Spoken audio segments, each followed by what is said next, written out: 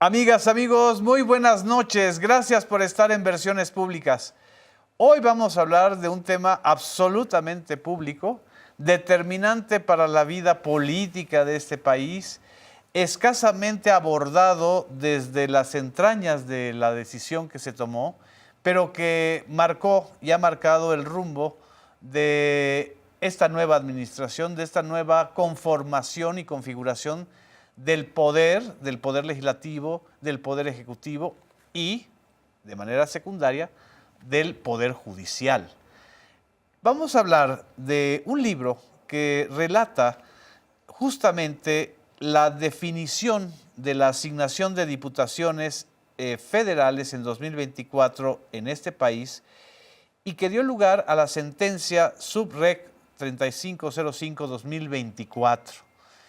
Es aparentemente algo muy técnico, pero es profundamente político y es profundamente importante desentrañar y debatir este tema porque todavía en algunos medios y entre algunos sectores de opinadores siguen insistiendo que la mayoría constitucional que tiene la coalición en el poder es ilegítima, que el Tribunal Electoral más bien lo definió de manera irregular. Y bueno, precisamente para hablar de este tipo de temas, tengo el enorme gusto y el honor de tener al magistrado del Tribunal Electoral del Poder Judicial de la Federación, el magistrado Felipe de la Mata. Muchas gracias, don Felipe. Hola, Genaro. Un gran gusto estar aquí contigo y con todo tu auditorio. Muchas gracias. Y a la coautora del libro, que es Entre la Constitución y la Campaña Mediática, la maestra Alejandra Tello Mendoza. Alejandra, mucho gusto. Mucho gusto, Genaro. Gracias por el espacio. Es un placer. Bueno, si quieres, con el permiso del magistrado, entremos un poquito a esta construcción del libro. ¿Por qué el libro y más o menos qué contiene? Sí, bueno, ¿por qué? Creo que todas y todos nos dimos cuenta de la gran discusión pública que generó. Sí. Un grupo concreto de académicos de la oposición querían forzar el cambio de una interpretación que se había seguido así por parte del INE y por el Tribunal Electoral por más de una década. Y lo que hubo fue mucho ruido mediático. Así es. Entonces lo que nos propusimos, el magistrado de la Mata y una servidora, fue poner a la luz pública, a la opinión de la ciudadanía, la información de las razones constitucionales, lo que dice tal cual la Constitución, lo que dicen los precedentes, lo que dice incluso la teoría democrática, para poder esclarecer lo que realmente ocurrió más allá del ruido mediático. ¿Cuáles eran las posiciones que observaste en este ruido mediático que era necesario pues desilvanar o desentrañar? Sí, mira, básicamente se quería que la interpretación de la famosa sobrerepresentación se hiciera por coalición y no por partido. Teníamos que explicar por qué no era así. Un grupo de académicos quería sostener en una interpretación muy esotérica de la Constitución, lo que decía el espíritu desde 1996, haciéndose pasar por los intérpretes. Padres fundadores de la transición a la democracia. Exacto. Haciéndose pasar por los intérpretes únicos y absolutos de lo que se dio en un pacto político a partir de contradicciones históricas. Entonces era muy importante poner a la opinión de la ciudadanía que realmente no hay en ningún lado, ni en los precedentes, ni en la Constitución, ni en las exposiciones de motivos, algo que claramente hiciera cambiar de opinión al Tribunal Electoral para abandonar un precedente tan importante y cambiar los resultados electorales, porque al final eso era. Exactamente. Cambiar la distribución de la fuerza del poder, cuestión que en ninguna corte constitucional del mundo se ha hecho nunca. Si hiciéramos algo más gráfico, la distribución de las diputaciones federales se realizaron ¿bajo qué criterio? Se sigue un sistema, bueno, nuestro sistema electoral es un sistema mixto. Sí. Que utiliza una fórmula que sigue una fórmula de cociente natural y resto mayor. tenemos un sistema, es bien importante recordarlo, mixto, con preponderancia mayoritaria. Esto implica que 300 diputaciones se eligen por el principio de mayoría relativa. Así es. Y 200 por el principio de representación proporcional. Esto implica, Genaro, que irremediablemente va a haber distorsiones, porque ya nuestro sistema tiene una preponderancia mayoritaria. Entonces, creo que es bien importante partir, además de esto, de que nuestro sistema no es un sistema de proporcionalidad pura, como se puso sobre la mesa. También me parece bien importante poner hacia la opinión de la audiencia que ningún sistema electoral es perfecto. Siempre va a existir una distorsión entre los votos y los escaños. Exacto, pero querían que el criterio no fuera por coalición, si no me equivoco, ¿no? Exacto, que no Sino fuera por partido, sino por coalición. No por partido, sino por coalición. Exacto. ¿Eso qué hubiera significado, digamos? Hubiera significado, bueno, de entrada, a mí me parece que hubiera sido imposible hacerlo porque desarticula todo el sistema electoral como está diseñado por partido político desde 1996. Exacto. Entonces, se pretendía que Morena no alcanzara y sus partidos aliados la mayoría calificada. Pero toda la lógica de nuestro sistema desde 1996 se hace por partido. Los partidos registran cada uno sus listas plurinominales. Cada partido presenta por cada circunscripción su lista de candidaturas. Se cuenta por cada partido político desde 1996 sus votos. Cada partido aparece individualmente en la boleta, a cada uno se contabiliza. Entonces, ni siquiera tenía sentido lo que planteaban la oposición y este grupo de académicos que realmente parecían actuar a favor de una oposición. Exactamente. Magistrado, ¿cómo vivió usted ese debate? Pues mira, fue un debate duro, Sí. porque era un debate falso. Estábamos ante un caso fácil, realmente fácil. Lo que el tribunal tenía que hacer era solo aplicar lo que decía la Constitución y hacer lo que había hecho siempre. Desde 1996 lo había hecho. ¿Así? Simplemente tenía que actuar como había actuado. Pero un grupo de académicos claramente vinculados a la oposición y un grupo de políticos de oposición decidieron que tenían que montar una idea entre la población, que tenía que haber una proporcionalidad pura, es decir, exacta, entre el número de votos y el de escaños, lo cual es una gran idea, espectacular, hombre, extraordinaria, solo que no es la que se encuentra en la Constitución y nunca ha sido así la aplicación del sistema electoral en México, nunca. A ver, en México, como bien nos decía Ale, tenemos un sistema mixto, donde hay en principio 300 escaños de mayoría relativa y eso por sí mismo lleva a la desproporcionalidad. Así es. ¿No? ¿Por qué? Porque puedes ganar con 35% de los votos y el segundo lugar con el 34% y con eso ya te vas con una desproporcionalidad. Con el 35% de los votos Sí. puedes tener el 51%, ¿no? Sí, por cada distrito, vamos a Exacto. decirlo, ¿no? Entonces, puedes ganar así los 300 distritos y con el 35% de los votos. Un decir, podrías tener todos los distritos electorales y eso en sí mismo lleva una desproporcionalidad. Así Evidentemente que estás ganando más curules de los que votos tienes. Ahora, por eso en 1977 se crea una especie de bajo la idea de que había en esa época un partido que ganaba pues todos los distritos de mayoría relativa, a través de una maquinaria probablemente. Entonces se crean primero 100 diputados de representación proporcional que se dan justo no para compensar la falta de proporcionalidad, se crean específicamente para que los partidos que no han tenido suficientes triunfos de mayoría o ni siquiera un triunfo de mayoría, que es lo que pasaba en el 77, pues tuvieron representación en la Cámara de Diputados. Ese era el objetivo de los diputados de representación proporcional a partir de 1977. Entonces, estos esotéricos que creen ver el espíritu de la Constitución, pues que lo vean completo, porque esa era la lógica de la reforma de Reyes Heroles. Así es. ¿No? Darle voz a las minorías que eso. estaban al margen de la representación. Eso. Después, en los 80 se aumentan a 200 diputados de representación proporcional bajo el mismo espíritu, ¿no?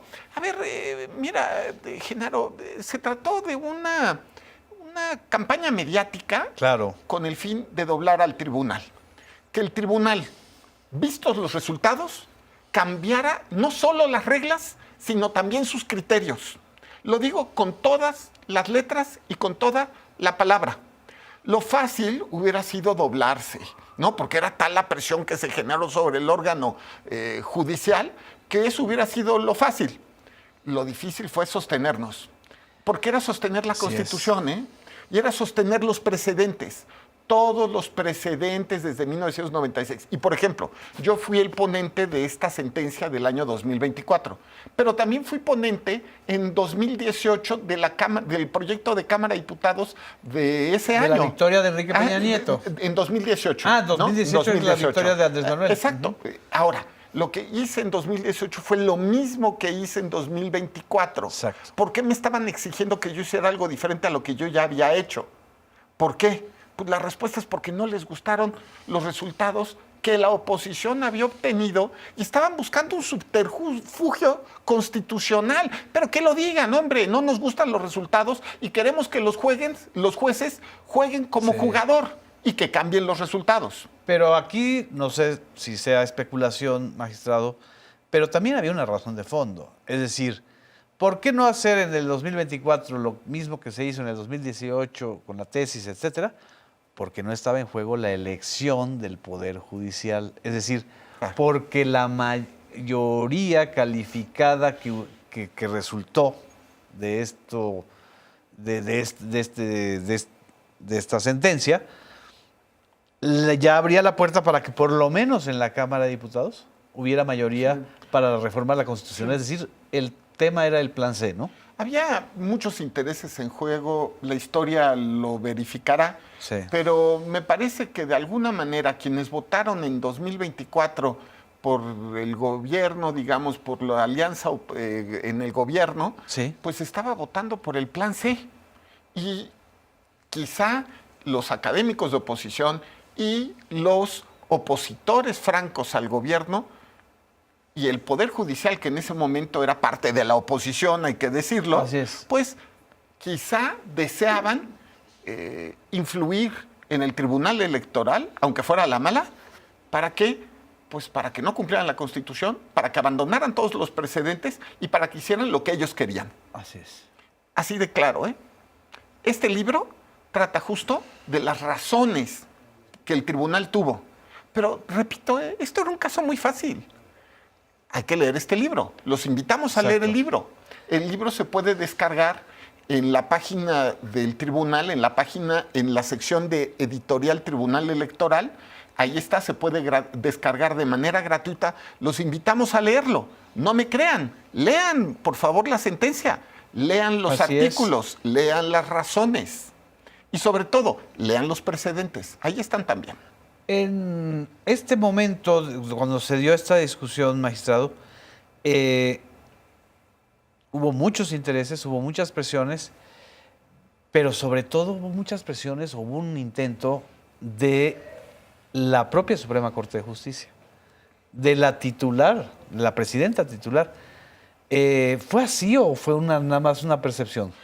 A ver, yo puedo decir las cuestiones que fueron públicas y claras. Sí. A mí me sorprendió mucho que se presentara una contradicción de criterios. Exacto. Cuando ya se encontraba presentado mi proyecto para discusión de mis compañeros, se presenta una contradicción de criterios por parte de un partido político, una contradicción de criterios inexistente, por cierto, entre una sentencia de 1998 y, por cierto, la sentencia de 2018 en la que habíamos aplicado la fórmula de coalición como se proponía en 2024. Es decir, reconociendo que los precedentes iban en el mismo sentido de lo que íbamos a hacer en el 24. Entonces no había contradicción. No, nunca hubo contradicción, además. Pero, lo que me pareció fue que se pretendía que la Suprema Corte nos dictara a nosotros la manera en la cual teníamos nosotros que hacer la asignación de diputados de RP, yendo en contra, no solamente de la voluntad popular, sino yendo en contra de la Constitución y de los precedentes. Quiero hacerlo notar, de eso se trata este libro, de un momento en la etapa de la historia de México, pues donde el Poder Judicial era un Poder Judicial opositor, esa es la verdad. Opositor a una reforma que pues lo llevaba a su desmantelamiento, por razones quizá que ellos consideraban correctas o no, pero ideológicas. Y un juez no es ideológico, Claro. es fundamentalmente constitucional. Nosotros protestamos cumplir y hacer cumplir la Constitución. ¿Por qué tanta sorpresa de que la hayamos cumplido? ¿Por qué tanto odio después de eso? La verdad es que yo lo que les diría es, ¿qué esperaban? ¿Que dejáramos de cumplir la Constitución? ¿Qué esperaban? ¿Que dejáramos de aplicar todos los precedentes? ¿Qué esperaban? ¿Que dijéramos, es que no nos gustaron los resultados y vamos a cambiarlos? Porque la impresión es que siempre había esa salida de que el tribunal electoral podía ser maniobrable, por decirlo de alguna manera, ¿no? Pero resultó, y cualquier analista, observador político, no jurídico, sino también político, pues entendía que ya la correlación de fuerzas en el tribunal electoral ya no era favorable para los opositores. Mira, yo lo que diría es que la correlación de fuerzas en el tribunal es favorable a la Constitución. Es así de claro. Pero ¿qué pasó? Después de que se conocen los resultados electorales, y Viridiana Ríos lo documenta muy bien, en el momento en que en X empiezan 2 académicos de jurídicas a publicar para posicionar esta narrativa, lo que se quiere es que el sistema sea arreglado por las magistradas y magistrados del Tribunal Así Electoral es. y por el INE. Entonces, lo que queremos poner en la mesa también, desde el punto de vista académico, es, ¿pueden las y los jueces constitucionales arreglar los sistemas electorales?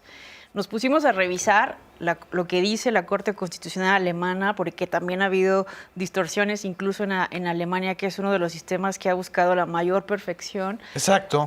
Y ni siquiera lo han logrado. En este afán de buscar mayor representatividad, han hecho el parlamento más grande, quizá del mundo, pero al menos sí de Europa, y acaban de hacer una reforma electoral para tratar de modificar esto. ¿A qué vamos? Que lo que ponemos en tela de juicio, bueno, además de lo que ya mencionamos de la supuesta interpretación espiritista de la Constitución, que seamos honestos intelectualmente, porque este problema, siguiendo lo que dicen, por ejemplo, académicos como Sartori, expertos en ciencia política, que la ingeniería constitucional de los sistemas electorales tiene que ser modificado a partir de los pactos políticos en sede legislativa. Los tribunales constitucionales evidentemente pueden interpretar a favor de principios constitucionales cuando los principios son claros. Así es. Pero aquí no había ningún principio más que el principio de seguir la certeza jurídica de los precedentes, porque estábamos hablando de un caso de distribución del poder. ¿Tú habías visto o había visto también, magistrado, una operación tan intensa, no solamente mediática, sino también académico-política, tan fuerte? Porque aquí se involucró al Instituto de Investigaciones Jurídicas de la UNAM, a la Libre de Derecho, a no sé si ex magistrados o ex magistradas intervinieron en esta discusión, pero ¿había habido algo así tan de intenso? Yo pienso que no, yo creo que, o sea, sí, históricamente hemos visto que las sentencias del Tribunal Electoral o las resoluciones del INE generalmente causan polémica. ¿Mucha? No es novedoso, hay casos históricos, pero no, en lo particular, en mi breve experiencia quizá, mi corta edad a lo mejor, no había visto un debate tan álgido. Y por eso fue justamente que decidimos, el magistrado de la Mata y una servidora, hacer este libro para que pudiéramos, ¿no?, ver el paso a paso de la asignación, pudiéramos ver las razones constitucionales, los precedentes, esto que te estoy contando también, que investigamos de teoría democrática, hacer incluso perspectiva comparada con otros países, para romper de alguna manera estos mitos y estas falacias que, como bien señalas, yo en lo particular no lo había visto tan álgido sobre la materia electoral. Fue muy dura. No sé cómo lo percibiste, Sí, sí. magistrado. Yo diría, por eso el título del libro, Sí. entre la Constitución y la campaña mediática, porque esa fue la circunstancia en la que el tribunal se encontraba, entre obedecer la Constitución o someterse a la campaña mediática. Yo creo que lo que termina también, y creo que es una buena noticia para el pueblo de México, que el tribunal no se rompiera, o sea, es decir, que no se doblara. Creo que eso es importante. Más allá de las campañas está la Constitución. Y que la gente lo sepa. Sí tiene un tribunal que va a seguir haciendo su trabajo, que es obedecer la Constitución. porque es el pacto político en el que todos vivimos. Claro. Y lo que se pretendía era romper el pacto político, ¿de acuerdo?, para convertirlo en el pacto de unos pocos, en el pacto de un grupo, ¿no?, que quizá históricamente ha querido imponer sus ideas o de oposición o en la justicia electoral. Puede ser, habrá que pensarlo. Y la presión, me veo obligado a hacer esa pregunta, ¿y la presión vino solo del lado mediático opositor o también había una presión del gobierno o una presión de los triunfadores o de la candidata triunfadora? Mira, Genaro, te lo digo con toda la sinceridad y mañana me someto al polígrafo si lo quieren. Yo nunca tuve presión por parte del gobierno. Nada. Ninguna. La verdad es que solo decencia. Es la verdad. ¿Y el otro lado? Del otro lado, presiones privadas y públicas. Wow. Y de poquitas a muchísimas. Y en lo chiquito y yendo a temas personales también. Ya, buscando todas las vías que fueran posibles. Pero eso no es parte del libro. Sí, Algún día, cuando deje este trabajo lo voy a escribir. Es que esa es parte de la guerra sucia. Sí, cuando deje este trabajo lo voy a escribir. Podríamos decir que sí marcó la separación, esta sentencia marcó la separación del poder jurídico del poder mediático. Eso es muy difícil de decir. Yo lo que puedo decir es que esta sentencia marcó la posibilidad o la evidenció que el Tribunal Electoral, al único ente que obedece es a la Constitución. Yo creo que eso es una gran tranquilidad para el pueblo de México. Lo quiero volver a afirmar, porque es así. Porque lo fácil era doblarse. Sí. Esa es la verdad. ¿Continúa el debate? ¿O ya el debate continúa. Ojalá continuara en un tono serio. Sí. Pero continúa con gritos, con manifestaciones, ¿no? Continúa con personas que se van manifestando en eventos públicos, así. Pero yo no veo un debate con ideas. Es que a mí me gustaría, claro. Me doy a entender, me encantaría tener un debate con ideas diciendo, oye, tal. Pero en cambio se oyen gritos, se oyen insultos, y lamentablemente, y eso es algo que es muy lamentable, porque yo de verdad que creo que la reforma judicial trastocó muchas vidas y muchos proyectos de vidas que lamentablemente cambiaron y que de alguna manera eso no era deseable. Sí. Pero el tribunal no era el culpable de la reforma judicial. El tribunal no estaba en ese momento aprobando la reforma judicial. El tribunal lo único que estaba haciendo era distribuir los diputados de acuerdo a los resultados electorales y a las reglas existentes conforme a los precedentes. Ya. Eso era todo. Imagínate que yo me hubiera puesto a decir, no puedo hacer lo que siempre he hecho, ni lo que marca la Constitución, porque a mis hermanos, o a mis primos, o a mis amigos, les van a quitar el trabajo. Pues sería totalmente, no solo irresponsable, sino lo que acabo de decir es un delito. Y me meterían a la cárcel. Y sería equivocado.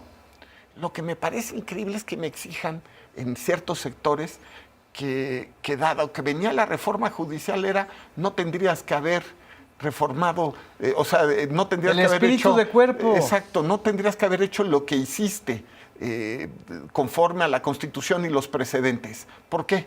Porque después vino la reforma judicial. Me quedo así con los ojos así, ¿no? Y digo, ¿y luego? No, o sea, imagínate nada más que estuviera... Yo pensé que solo en el periodismo se daban los guetos. Como espíritu de cuerpo, ¿sí? Exacto. Donde dices, como dice un pésimo dicho de que perro no come carne de perro. Eso. Que se utiliza mucho entre los comunicadores y periodistas para no cuestionar el punto de vista de otro periodista. Que ya es una barbaridad, porque además uno no hace periodismo para los periodistas, hace periodismo para la sociedad, para las audiencias. Uno no hace sentencias para los compañeros jueces y magistrados. A ver, hay cosas que me hago preguntas. Por ejemplo, en Estados Unidos no llegan a 300 diputados, pero tienen más de 3 veces la población de México. ¿Cómo puede pasar eso? Sí. ¿No? O sea, con muchísimos más pobladores tienen 300 diputados. Nosotros con la tercera parte tenemos 500. Nos tenemos que preguntar si en verdad nuestro sistema de representación política está funcionando. Y yo creo que eso es sano y eso es correcto. Exacto. Y se tendrá que hacer y armar ese debate. Ahora, también pienso que tiene que tomarse en cuenta el punto de vista de los académicos y pues están abiertos estos foros para la reforma electoral que creo que ya muchos, incluso compañeros, están participando ahí. Maestra. Sí, bueno, en la obra sí ponemos en perspectiva justo un debate que no se ha acabado incluso en la ciencia política, es ¿qué es mejor? ¿Un sistema de mayoría que toma decisiones efectivas pero con responsabilidad clara de un partido, de una fuerza política? ¿O mejor un sistema proporcional, puro, que refleja la pluralidad pero que a lo mejor es más lento para hacer política, ¿no? Me acuerdo que Porfirio Muñoz Ledo, por ejemplo, optó por esa opción de la proporcionalidad pura y luego también hasta Pablo Gómez. Claro. Proponían esto, que no está resuelto en el tema, en ninguna parte del mundo, ¿no? En ninguna parte del mundo. E incluso, ¿no? Diferentes, bueno, el propio Sartori se decantaba por un sistema de mayoría porque él pensaba que ya no podemos dejar, decía él así, en la mano invisible el control de las cosas. Tenemos que hacer que el Estado tenga una mano dura, fuerte, para transformar la realidad, que a veces con negociaciones de las coaliciones no es tan rápido poder hacer. Entonces, yo creo que el debate tiene que ser abierto para toda la ciudadanía. ¿Qué queremos? Y además, plantearnos si queremos seguir manteniendo la regulación que tenemos hoy de las coaliciones, que sí permite, obviamente, ventajas para partidos quizá más pequeños. Queremos que el voto refleje claramente a los partidos más fuertes, o también tenemos que meter a los partidos pequeños. Entonces, en mi opinión, sea la decisión que se tome, creo que al final lo importante es que sea una decisión consensada, que haga un nuevo pacto político de nuestro sistema electoral y que esas sean las reglas que al final sigan los actores políticos y cumplan, y que en un futuro, si en algún momento dado les beneficia o les perjudica, no quieran volver a repetir este episodio histórico que vivimos en 2024. ¿De qué es necesario un nuevo pacto político? Sí, ¿no? Sí. Sí es necesario un nuevo pacto político. Tenemos que discutir todos los temas que están en la Constitución y abrirnos también a una reforma electoral. Yo sí creo en una reforma electoral, sí se necesita, por supuesto. ¿Y una reforma también al Tribunal Electoral? Pues yo creo que todo debe estar siempre sujeto a análisis. Perfecto. Muchísimas gracias. Contrario. Muchas gracias por seguirnos en Versiones Públicas. Nos vemos en la próxima emisión. Gracias por acompañarnos. Gracias, magistrado. Gracias, maestra. Muchas gracias. Nos vemos.